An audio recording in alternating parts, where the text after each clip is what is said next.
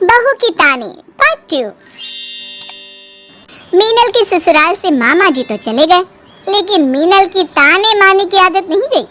कीर्ति और पुष्पा दोनों ही मीनल की आदत से बुरी तरह परेशान हो चुके थे। पुष्पा ने कई बार मीनल को समझाने की कोशिश की, लेकिन मीनल के समझ में कुछ नहीं आया। वो घर के काम में कोई मदद नहीं करती थी, वो तो बस सबको सारा दिन ताने मारती रहती थी।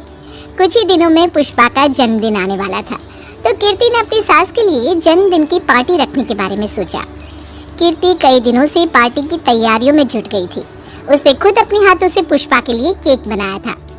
बर्थडे वाले दिन कीर्ति ने पुष्पा की कुछ खास सहेलियों को इनवाइट किया। इन सब तैयारियों के दौरान हमारी मीनल कोई काम नहीं करती थी। हाँ मम्मी जी, ये देखिए, मैंने आपके लिए केक बनाया है। केक को देखते ही जहाँ बाकी के सब लोग खुश हो रहे थे, वहीं मीनल जोर जोर से हंसने लगी।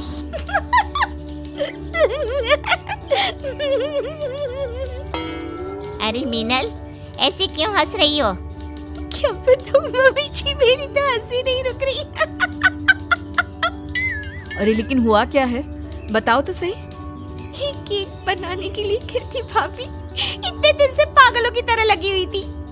मुझे तो लगा कि न जाने कीर्ति भाभी मम्मी जी के लिए क्या बना रही है।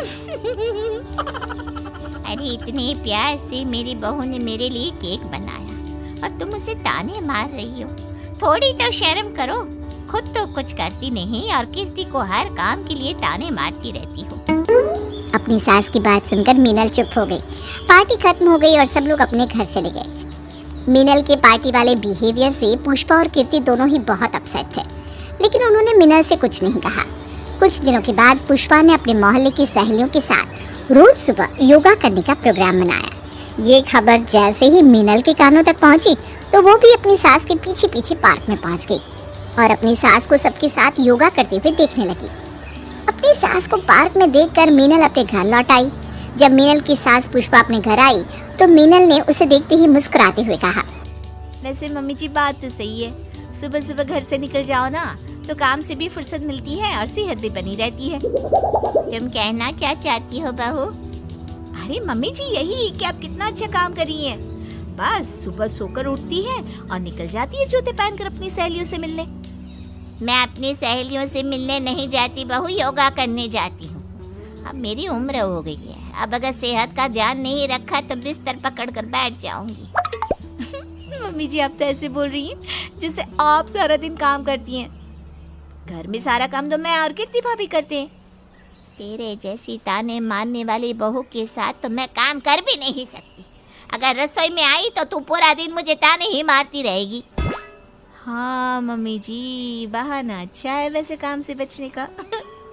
ठीक है, आज मैं रसोई में जाती ही नहीं हूँ। आज आप अपनी पसंदीदा बहू कीर्ति भाभी के साथ जाकर रसोई में काम कर लीजिएगा। आपको ना कोई ताने मारेगा और ना ही आपको काम करने में कोई प्रॉब्लम होगी। हाँ, और तुम्हें भी काम करने से मुक्ति मिल जाएगी हैं? लेकिन ठीक है, आज तुम रसोई से दूर ही रहो। आज मैं और कीर्ति मिलकर खाना बनाएंगी। इतना कहकर पुष्पा रसोई में पहुंचती है, जहां कीर्ति पहले से खाना बना रही थी। अरे कीर्ति बेटा, क्या बना रही हो? मम्मी जी, मैं सैंडविच बना रही थी ब्रेकफास्ट के लिए। आप रसोई में क्या कर रही हैं? सोच रही हूँ खीर बना दूँ। बहुत वक्त हो गया मैंने अपने हाथों से कुछ नहीं बनाया। तभी वहां पर मीनल भी आ जाती है और अपनी सास की बात सुन लेती है। हाँ भाभी, काम करना बंद कर दिया जाए ना, तो जैसे मशीन को जंग लग जाती है वैसे इंसान को भी लग जाती है। मम्मी जी को कुछ काम करने दो। मीनल, मम्मी जी तुमसे तो ज्यादा ही काम कर लेती हैं। रहने दीजिए भाभी, आपका काम तो मैं मम्मी जी के जन्मदिन पर ही देख चुकी हूँ और मम्मी जी का काम रोज सुबह पार्क में देख कर आती हूँ। आजकल कुछ ज्यादा ही ध्यान देने लगी है अपने आप पर। क्यों मम्मी जी? जाओ जाओ, तुम अपने कमरे में जाकर आराम करो। मुझे यहाँ आराम से अपना काम करने दो। परी हूँ मैं। अपनी सास की बात सुनकर मीनल वहां से गाना गुनगुनाते हुए अपने कमरे में चली जाती है। दोपहर के बाद जब सब लोग खाना खाने बैठते हैं, तो खीर का निवाला मुंह में डालते ही मीनल मुंह बिगाड़ती है। मम्मी जी, आपने खीर बहुत टेस्टी बनाई है। आज कितने सालों के बाद आपके हाथ की खीर खा रही हूँ मैं। हाँ, मुझे भी लग रहा है कि मम्मी जी को ना खीर बनाते रहना चाहिए। ऐसा क्यों कह रही हो, क्या हुआ? वो क्या है ना मम्मी जी, आपको शायद अब किचन में काम करने की आदत नहीं रही ना। मेरा मतलब खीर का स्वाद चखकर तो कुछ ऐसी फीलिंग आ रही है। अरे लेकिन खीर तो बहुत अच्छी बनी है मीनल। अरे भाभी, लगता है आपको खीर का असली स्वाद पता नहीं। आपने कभी खीर खाई नहीं होगी ना, इसलिए ये खीर आपको अच्छी लग रही है। और इस तरह से मीनल बात बात पर सबको ताने मारती थी। इस बात का पुष्पा को बहुत बुरा लग रहा था। उसे मीनल को सुधारने का कोई तरीका नहीं मिल रहा था।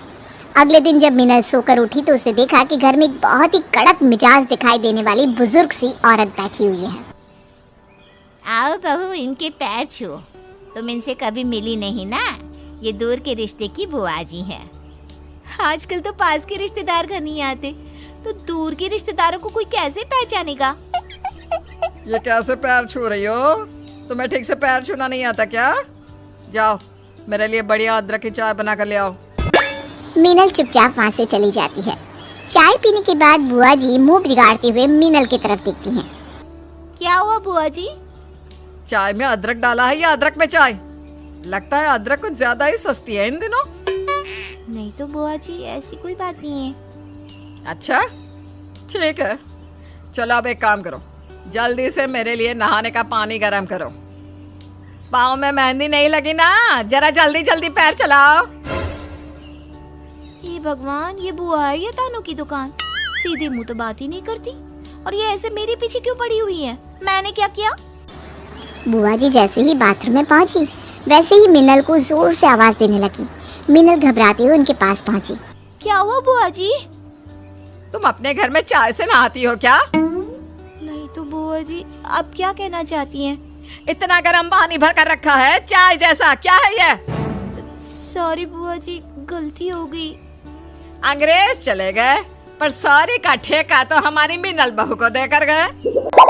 बुआ जी के ताने मारने की आदतों से अब मीनल परेशान होने लगी थी। उसे समझ में नहीं आ रहा था कि बुआ जी उससे चाहती क्या थी। लेकिन इन सब में एक चीज अच्छी ये हुई कि बुआ जी से बचने के लिए मीनल घर के कामों में अपने आप को बिजी रखने लगी और अब वो किसी से ताने मारकर बात भी नहीं करती थी। एक दिन शाम के वक्त जब मीनल आराम से अपने कमरे में बैठी थी तो पुष्पा ने उसे आवाज दी। अरे मीनल बहू, जरा बाहर तो आओ। क्या हुआ मम्मी जी? जाकर छत से कपड़े ले आओ बेटा। मम्मी जी, आप कीर्ति भाभी को बोल दो ना, वो ले आएंगी। क्यों, तुम्हारे पैरों में मेहंदी लगी है? हैं? जाकर ले आओ कपड़े। देखो बहू, कभी भी बारिश आ सकती है, जाओ जल्दी करो। मम्मी जी, अभी तो नहीं लग रहा बारिश आएगी, थोड़ी देर में लाती हूँ ना। तो क्या बारिश का इंतजार करोगी? कब बारिश बरसे, कब कपड़े उतारने जाओ। जाती हूँ बुआ जी। अगले दिन बुआ जी अपने घर वापस लौट जाती है। सुबह सुबह कीर्ति चाय लेकर अपनी सास के पास आती है। अरे मीनल, आज तुम जल्दी उठ गई। लो तुम भी चाय पी लो। थैंक यू भाभी, वैसे चाय बहुत अच्छी बनाई है आपने। मीनल बहू, आजकल तो तुमने पूरा घर बहुत अच्छे से संभाला हुआ है। कीर्ति भी तुम्हारी बहुत तारीफ करती है। क्या मम्मी जी, आधा काम तो कीर्ति भाभी ही करती हैं, मेरा पूरा ख्याल रखती हैं। ऐसी जेठानी तो किस्मत वालों को मिलती है। अच्छा, अब आप लोग चाय पीजिए, मैं ज़रा नाश्ते की तैयारी करती हूँ। इतना कहकर मीनल वहाँ से उठकर चली जाती है। उसके जाने के बाद पुष्पा और कीर्ति उसे हैरान होकर देखते हैं, लेकिन अगले ही पल पुष्पा मुस्कुराने लगती है। मम्मी जी, मैं कोई सपना तो नहीं देख रही? ये करेले जैसी जुबान से शहद कैसे टपक रहा है? कीर्ति की बात सुनकर पुष्पा हंसने लगती है। ये सब बुआ जी के तानों का असर है। जैसे जहर जहर को काटता है ना, वैसे ही बुआ जी के तानों ने मीनल के तानों को खत्म कर दिया। और जानती हो, ताने मारने वाली बुआ को मैंने जानबूझकर घर बुलाया था।